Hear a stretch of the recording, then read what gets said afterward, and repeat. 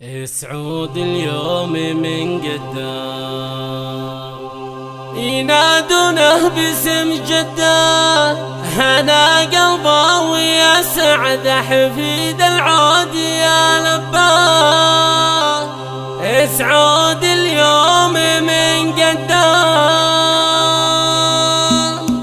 سعود اليوم من قده ينادونه باسم جده، هنا قلبه ويا سعد حفيد العود يا لباه. حفيد العود يا لباه، وجدك للوفا عنوان، جدك مكرم الضيفه، وبيته للكرم ديوان، يحيي كل من هو جاء، يحيي كل من هو جاء. وعلي جده الثاني قبول الضيف والعاني، ينادونه الحيلاني والسرب الطيب وهو ممشى.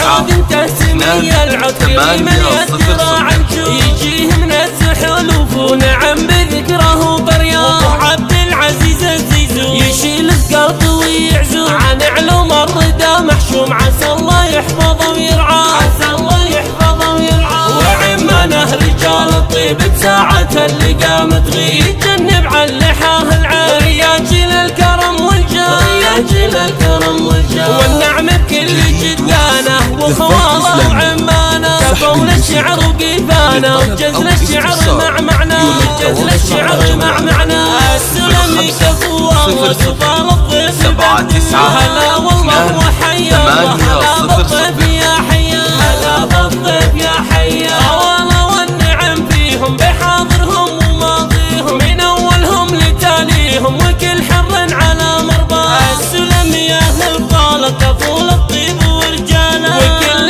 مثبت افعاله، وحاش الطيب في يمناه، حاش الطيب في يمناه. سلام الله على اهل الجد بلا عد وبلا تحديد، تكرر مدحهم وازي، كتبنا الشعر ثم شلناه، كتبنا الشعر ثم شلناه. سعود اليوم من قده ينادونا باسم جده، هنا قلبه ويا سعد حفيد العود يا لباه. حفيد العود يا لباه، وجدك للوفا عنوان، جدك مكرم الضيفه، وبيته للكرم ديوان، يحيي كل من هو جاء، يحيي كل من هو جاء. وعلي جده الثاني قبول الضيف والعاني، ينادونه كحيلاني والدرب الطيب وهو ممشى. سعود انت سمي العود كريم اليد راع الجود، يجيه من الزحلوف ونعم بذكره طريان. عبد العزيز الزيزو يشيل القلب ويعزو، عن علوم الردى محشوم، عسى الله يحفظه ويرعاه، عسى الله يحفظه ويرعاه. وعمانه رجال الطيب بساعة اللي قامت غيب، يتجنب عن لحاه العار،